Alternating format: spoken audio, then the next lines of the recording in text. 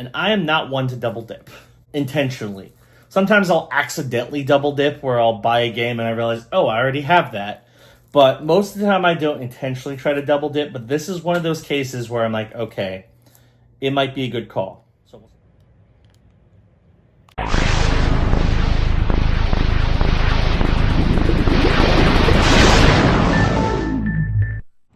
Alright, so as you can see, I am outside of my local GameStop, and that is because today they launched a buy two get one for pro members, which is always a good deal. Of course, I just bought a whole bunch of games from GameStop, so what I ended up doing is a return rebuy. So I had 3 trios of games that I returned, and I ended up rebuying them, getting one free, and then adding some stuff to the pile. And I added some pretty quality stuff to the pile as well. Bunch of Switch and a couple PS4. So pretty solid additions.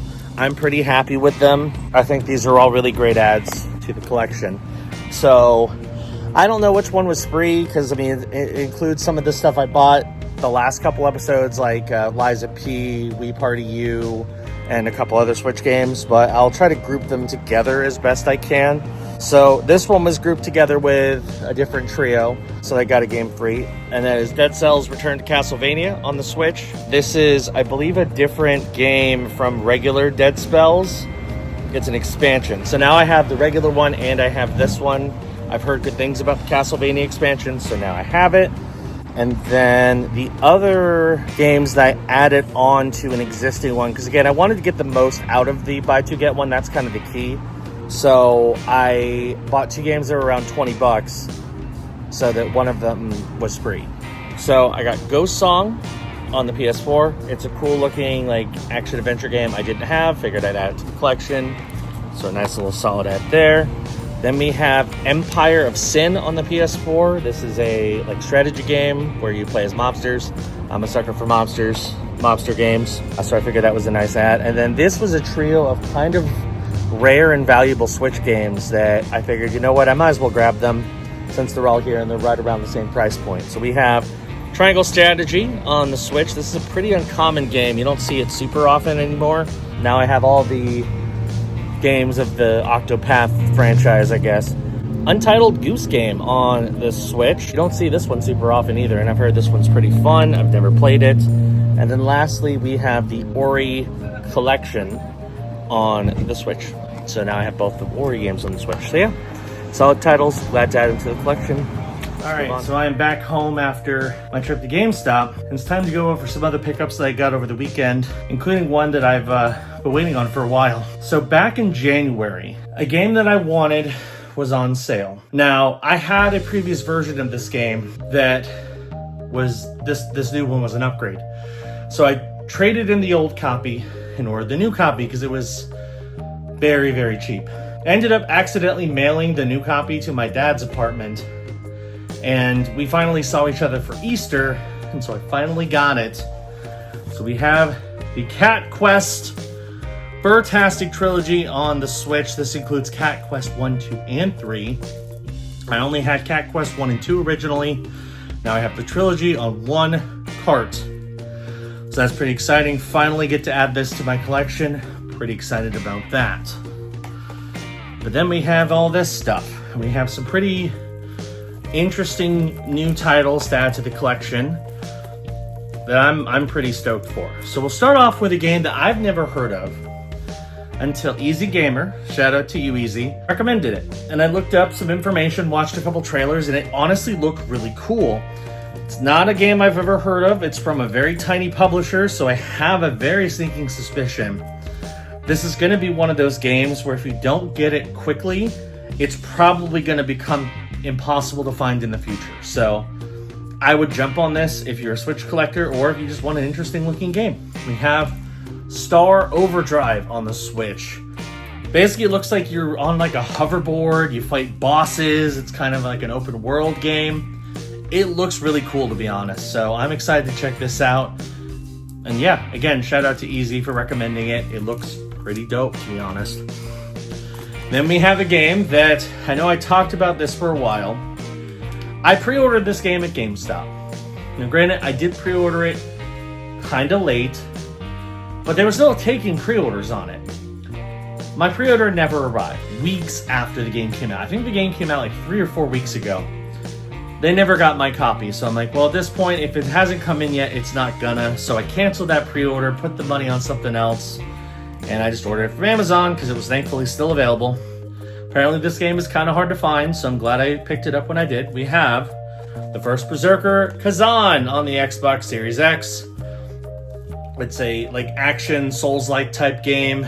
It's from the same universe as, I think, DNF is the name of it.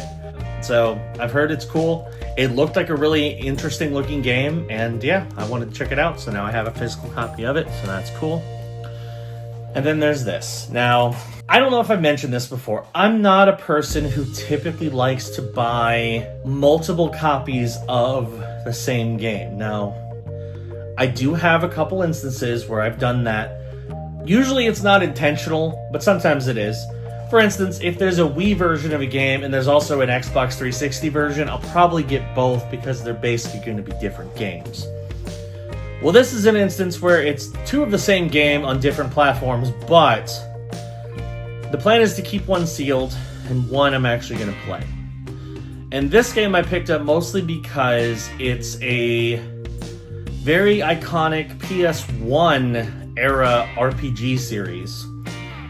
The remaster was only available on Amazon, and it had a weird drop. There was no pre-orders for it, and you just had to hope you got it. And it's funny because EZ and I were texting each other the night of the launch, and I stayed up till I think 4 in the morning waiting for this thing to drop. It didn't drop until I think right before I was about to go to bed. It did finally drop on one of the platforms I wanted.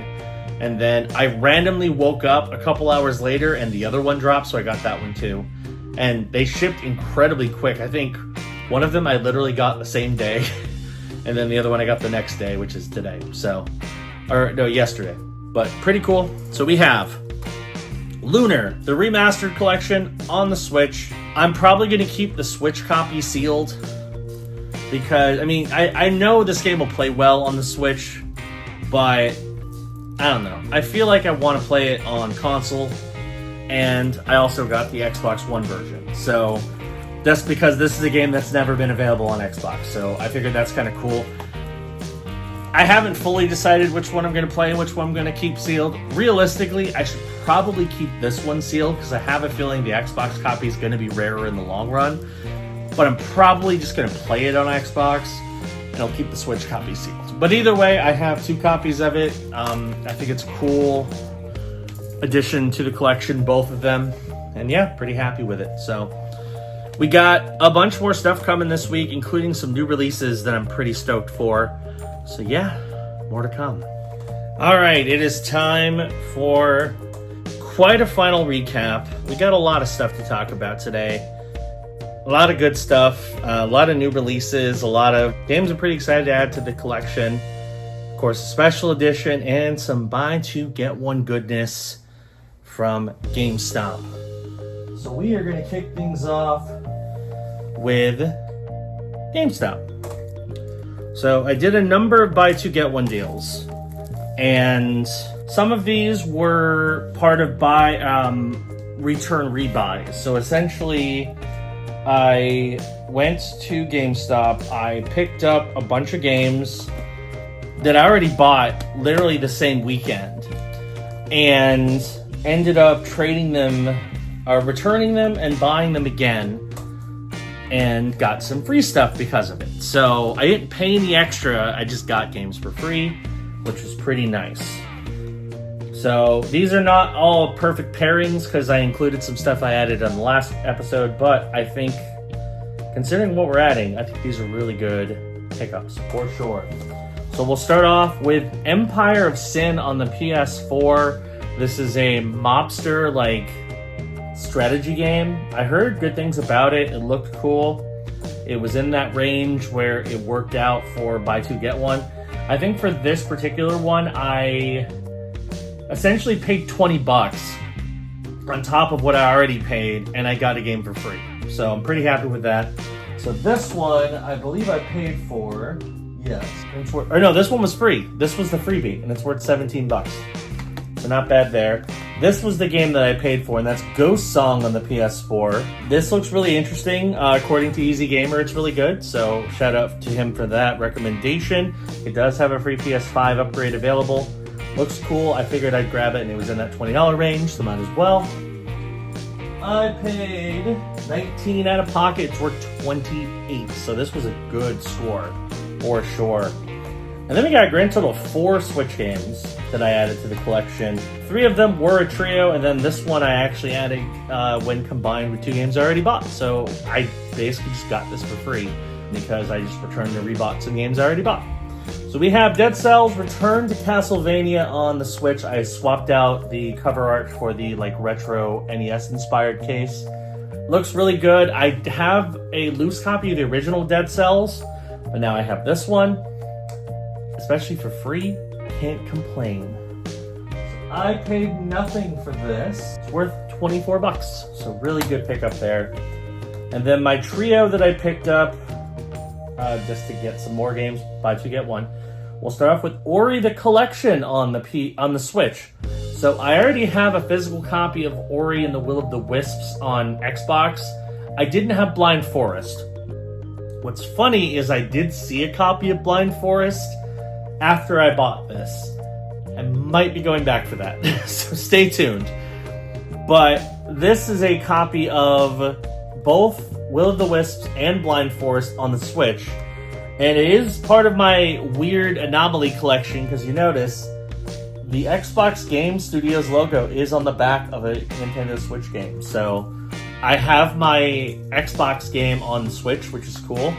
But Ori, great games. Definitely worth playing, and I think the Switch is a really good platform for them. This one I paid $38. I paid up for this, but it's worth $28. So it's a little bit of a loss, but again, it's buy 2 get 1, so that kind of makes up for it. Then we have Triangle Strategy on the Switch. I have both Octopaths. I have Octopath 1 on the Switch, Octopath 2 on the PS5. So I wanted to get the last game in that quote-unquote series, which is a tactical RPG instead of a regular turn-based one. This game's pretty hard to find. I know Target had it on clearance. Of course, my Target didn't, but it's kind of a tough game to find now, but now I have it.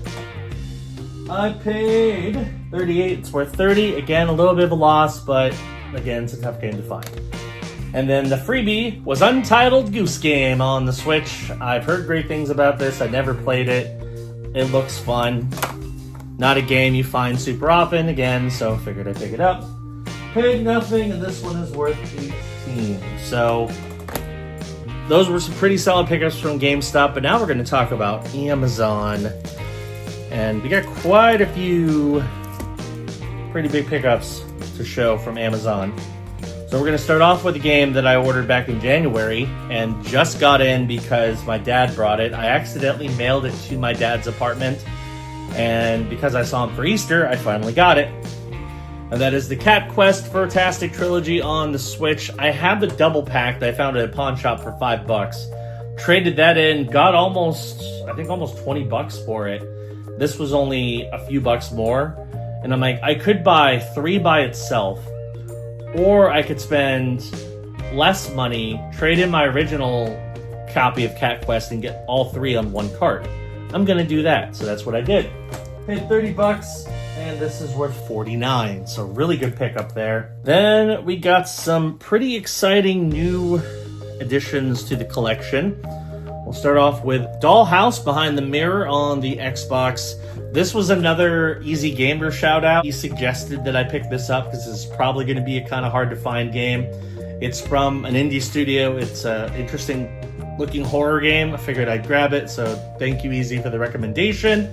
Picked it up on Xbox. Paid 30 bucks. It's worth 37, so that tells you if it's a game that's available on the shelf and it's still worth more than what the normal retail price is, that tells you it's a kind of valuable game. Next is another Easy recommendation. This one, as soon as he basically texted me and was like, hey, take a look at the trailer for this. I'm like, okay.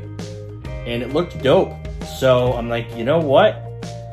I'm gonna go with your gut, and his gut's usually pretty good. So, SAR Overdrive on the Switch. It's from an indie publisher I've never heard of.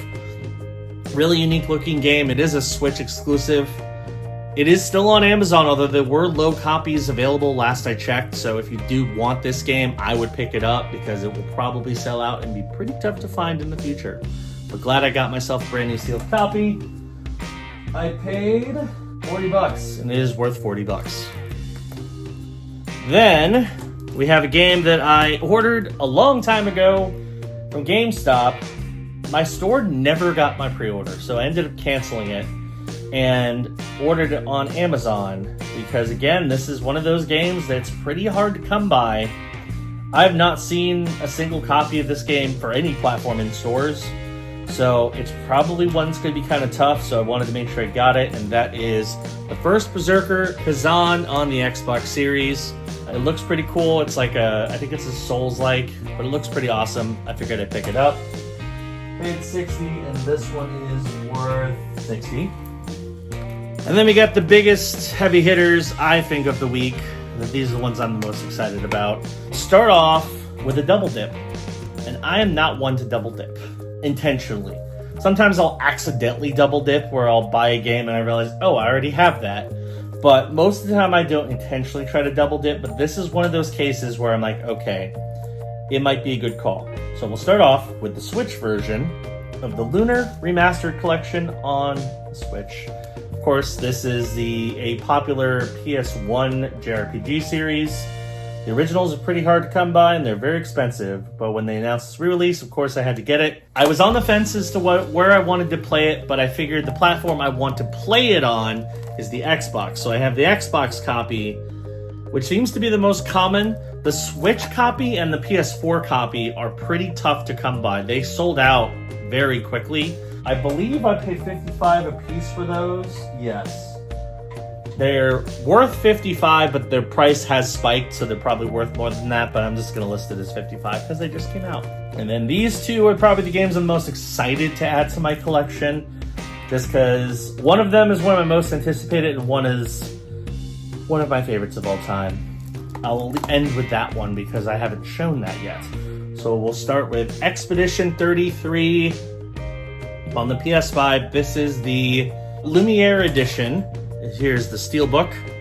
I did an opening of this. Be sure to check it out. Pretty awesome. I did play a little bit of the game. This game is incredible. I need to play a lot more of it. But visually it's stunning. The concept is great. The voice acting is great. The combat is really unique. This is a top tier game. It's already very strongly in the Game of the Year contention list. Play it, especially if you have Game Pass, because it is on Game Pass. I paid $70. It's worth $70, although I think it's worth a lot more than that because this is a GameStop exclusive variant that's kind of hard to come by. It did sell out of pre-orders, so I don't know how hard it is to find this version, but it seems like it's pretty tough. And then last, but certainly not least, one of my favorite game series of all time, and I particularly did like this port. I played it on iPad, and it worked really well on iPad. They made a port of this for the Switch, physically, so of course I had to get it. And I don't know what else there is to say other than if you don't love this game, I don't know what's wrong with you. Roller Coaster Tycoon Classic on the Switch. This is a port of basically a combination of Roller Coaster Tycoon 1 and 2. A lot of the best elements. It has been well ported to the Switch. The only, I think, mistake is there's no touch controls on if you're playing in handheld mode. But otherwise, it controls really well. It plays really well. It is the OG Roller Coaster Tycoon. What's not to love about the OG? Paid $30. It's worth $30. And that's it. Pretty crazy week. Lots of games. Lots of really big additions to the collection. I'm very happy with it. I think it's going to be some of the better ads I've done in recent memory to my collection. Next episode is going to be interesting because I bought a lot of games from Goodwill Finds, and we're going to open it up and see what condition they all came in, and did I get what I paid for, and how well I did on the lot. So tune in for that. It's kind of a special episode. But yeah, that's going to do it for this episode of The Bargain Game Hunter. Thank you for watching. Hit that subscribe button. Click the notification bell. That way you know when new videos drop. And I will see you on the next episode. of the bargain game hunter. Bye-bye.